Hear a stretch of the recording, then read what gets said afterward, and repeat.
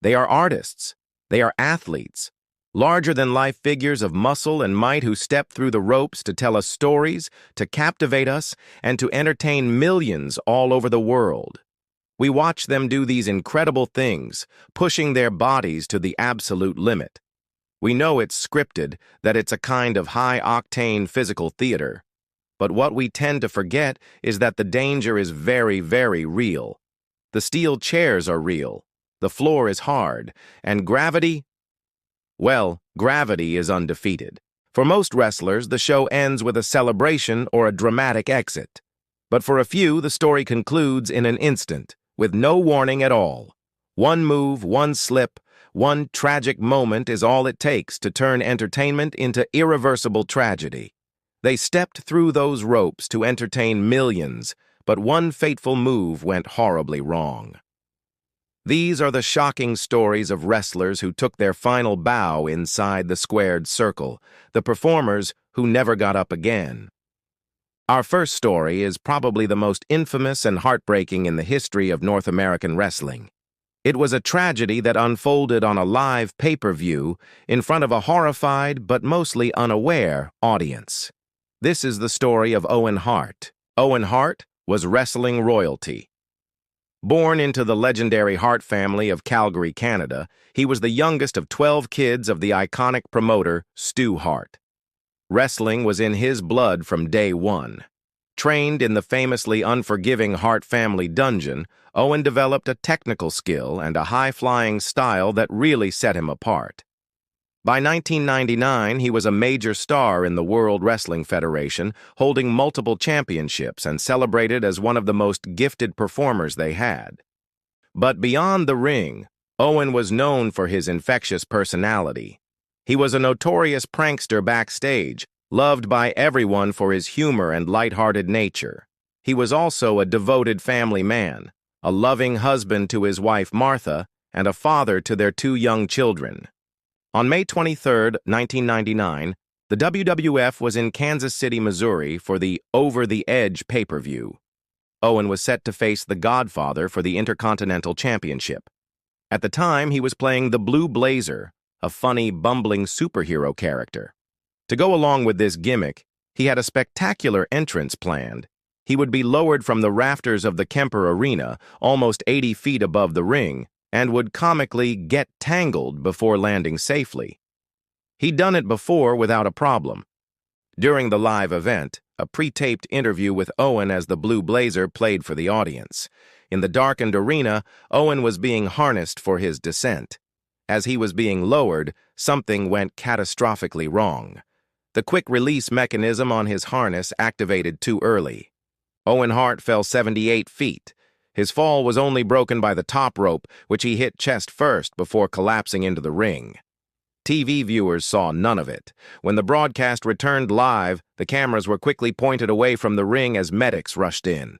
Announcer Jim Ross, his voice trembling, had to tell the audience at home that this was not a storyline.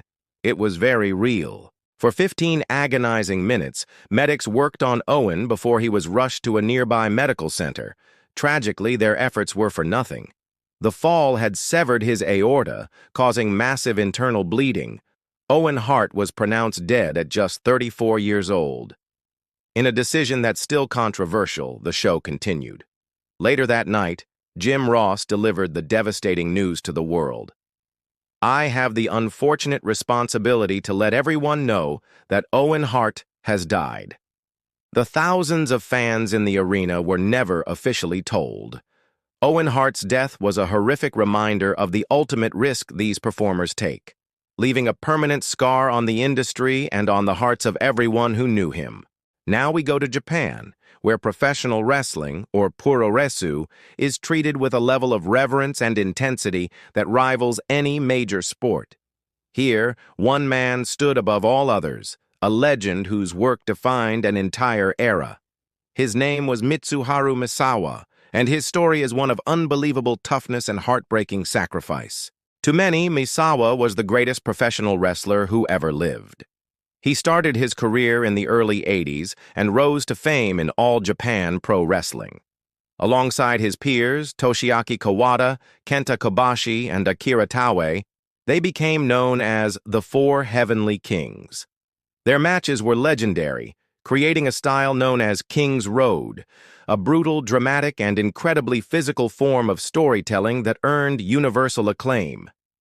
Misawa would later found his own promotion, Pro Wrestling Noah, cementing himself as not just a top star, but a true leader. But that King's Road style came at a heavy price. It was built on dangerous, high-impact moves, especially ones that targeted the head and neck, like the suplex. Over a career that spanned nearly 3 decades, Misawa's body absorbed an unbelievable amount of punishment. By 2009, he was 46 years old, the owner and top star of his company, and visibly worn down. He wasn't the performer he once was, his movements limited by the thousands of brutal hits he'd taken. But the fans still adored him, and feeling a deep responsibility to his company, he kept wrestling a demanding schedule. On June 13, 2009, just 5 days shy of his 47th birthday, Misawa was in a tag team match in Hiroshima. He was teaming with Go Shiozaki against Akitoshi Saito and Bison Smith. Near the end of the match, Saito lifted him for a routine belly-to-back suplex. It was a move Misawa had taken hundreds, if not thousands, of times. By all accounts, it wasn't botched or done with any extra force. But this time, when Misawa's back hit the canvas, he didn't get up. He lay completely motionless. The referee knew instantly that something was terribly wrong and stopped the match. The other wrestlers and the crowd looked on in stunned silence as medical staff rushed the ring. Fans began chanting his name, "Misawa! Misawa!" praying their hero would rise one more time, just like he always did. But he never moved. He was pronounced dead shortly after. While his family asked that the official cause of death be kept private, it's widely believed that the impact from that final, ordinary suplex caused a catastrophic spinal injury, leading to cardiac arrest. It wasn't that single move that killed him, but the lifetime of damage his body had already endured. That last bump was just the one that broke him. The death of Mitsuharu Misawa was a devastating blow to wrestling, a tragic end for a man who gave his entire life, and ultimately his last breath, to the sport he loved. In the vibrant world of Mexican Lucha Libre, family dynasties are a huge deal. Names are passed down, with sons striving to honor the legacies of their fathers. Perro Aguayo Ramirez, known to the world as Perro Aguayo Jr., was the proud son of a legend.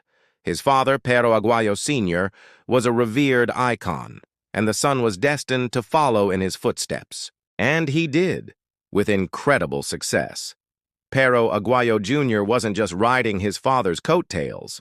He was a phenomenal performer in his own right. He was a charismatic brawler, the fiery leader of the popular Los Perros del Mal stable, and one of the biggest stars in Mexico. He was known for an intense, aggressive style that stood out from the high-flying acrobatics of many of his peers. He was a main event talent at the peak of his career. On March 20th, 2015, the 35-year-old Aguayo was in a tag team match in Tijuana, Mexico. He was teaming with Manik against the legendary Rey Mysterio Jr. and Extreme Tiger. The match was fast-paced and action-packed, just what you'd expect from Lucha Libre. The tragedy happened in a flash. Mysterio hit Aguayo with a drop kick to his shoulder and upper back, a standard move meant to set Aguayo on the middle rope for Mysterio's signature 619 finisher. But Aguayo went limp, his body slumping awkwardly onto the ropes. At first, nobody seemed to realize how serious it was. The match actually continued for almost 2 more minutes while Aguayo hung there, motionless. The other wrestlers and the referee seemed to think he was just selling the move or had been knocked out. It was only when it became obvious he was unresponsive that panic set in. He was eventually rushed to a hospital just a block away, but it was too late. Perro Aguayo Ramirez was pronounced dead in the early hours of March 21st. The autopsy revealed the horrible truth. The impact from the dropkick had fractured 3 vertebrae, which led to a cervical stroke and a fatal cardiac arrest. The news sent shockwaves through wrestling. Questions were raised about the immediate medical response, as the ringside doctor was reportedly busy with other injured wrestlers backstage when the incident happened. Rey Mysterio, a beloved figure in the sport, was left devastated. The death of Perro Aguayo Jr. was a grim reminder of how a routine sequence can, in a split second, have the most devastating consequences imaginable. For many American wrestling fans in the 90s, he was a memorable face in WCW's groundbreaking cruiserweight division. For movie lovers, he was the menacing, gold-masked villain in a hit comedy. But in his home country of Mexico, Cesar Cuauhtemoc González Barón, better known as Silver King, was a Lucha Libre legend. Silver King was a second-generation luchador, the son of the famous Dr. Wagner. He found success in Mexico, Japan, and the United States, competing for promotions like WCW from 1997 to 2000. But his biggest brush with mainstream fame came in 2006, when he starred opposite Jack Black in the movie Nacho Libre, playing the formidable villain Ramses. This role introduced him to a whole new audience that might not have known about his decorated wrestling career. On May 11, 2019, at 51 years old, Silver King was performing in London for a Lucha Libre World event. He was wrestling an old rival, Juventud Guerrera. The two had a long history, and the crowd was enjoying the show. During the match, Guerrera kicked Silver King, who fell to the mat as planned. Guerrera went for the pin, but Silver King didn't kick out. He just lay on the canvas. Guerrera looked confused and tried to get a response from him as the referee continued the count. When it was clear Silver King wasn't getting up, the confusion turned to real concern. For a moment, many in the crowd thought it was still part of the show. Fans even chanted his name, Silver, Silver, expecting him to rise. But as medics rushed the ring, the grim reality set in, and the audience was asked to leave. Paramedics arrived within minutes but were unable to revive him. Silver King was pronounced dead right there at the scene. The cause of death was determined to be a sudden cardiac arrest. The tragedy was made worse by criticism over the initial response. His own son believed that a quicker medical intervention might have made a difference, as the match continued for a few moments while Silver King lay unresponsive. The death of Silver King in a London ring was a shocking end to a storied career and a public tragedy that silenced a theater. Our final story takes us back to Mexico City in 1993. Before the internet brought these tragedies to a global audience in an instant. This is the story of a young, electrifying talent whose star was just beginning to shine, a man whose career was snuffed out in a single moment. This is the story of Jesus Javier Hernandez Silva, the masked luchador known as Oro. Oro, which is Spanish for gold, was the perfect name for a wrestler with such a bright future. At just 21 years old, he was a second-generation wrestler and a phenomenon in Mexico's top promotion, CMLL. Along with his brothers, Plata, Silver, and Bronze, he was part of a popular trio called Los Metálicos. But Oro was the breakout star. He was incredibly agile and innovative, known for his spectacular high-risk moves and a charisma that instantly connected with fans. He was so dedicated that he would often watch the earlier matches and vow to do a move even more spectacular than anything he'd just seen. On October 26, 1993, Oro was in a six-man tag team match at the Arena Coliseo. Before the match, Oro reportedly told everyone he wanted to take a specific kind of bump, one he called a Kobashi bump. It was a reference to a move where the Japanese legend Kenta Kobashi had landed on his head to create a terrifyingly dramatic visual for the audience. Oro, ever the showman, wanted to replicate that drama. During the match, the opposing wrestler Kahaz hit Oro with a clothesline. As planned, Oro took the move with a dramatic spin, intending to land on his head to sell the impact. He did the move, but something went terribly wrong.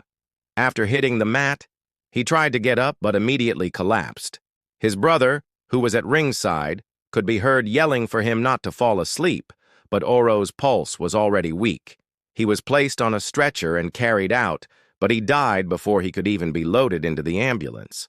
He was just 2 months away from his 22nd birthday. At his family's request, no autopsy was performed, but the cause of death is widely believed to have been a brain aneurysm, likely ruptured by the impact of the very bump he had so eagerly planned to take. The death of Oro was a profound tragedy. He was a wrestler with immense promise, a young man whose desire to innovate and entertain his fans ultimately led to his own death. His gold mask became a somber, iconic symbol in Lucha Libre, representing a brilliant light that was put out far, far too soon. The stories of these men are a powerful and stark reminder of the very real risks involved in professional wrestling. Behind the characters and the spectacle are human beings who put their bodies and their lives on the line every single time they step into the ring.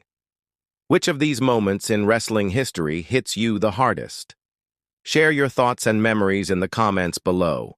And if you appreciate these looks into wrestling history, make sure to like and subscribe. From the accidental fall of a beloved superstar to the cumulative toll of a brutal style and the split-second miscalculations that ended careers and lives, these tragedies are the ultimate cautionary tales. They highlight the courage and the sacrifice that's just part of professional wrestling. The men we've talked about today weren't just characters. They were sons, brothers, fathers, and friends. They were passionate performers who gave everything to their craft, and in the end, they made the ultimate sacrifice for the entertainment of millions. Their legacies live on, not just in our memory of their incredible careers, but as a solemn reminder of the thin line that separates performance from peril in the unforgiving world of the squared circle.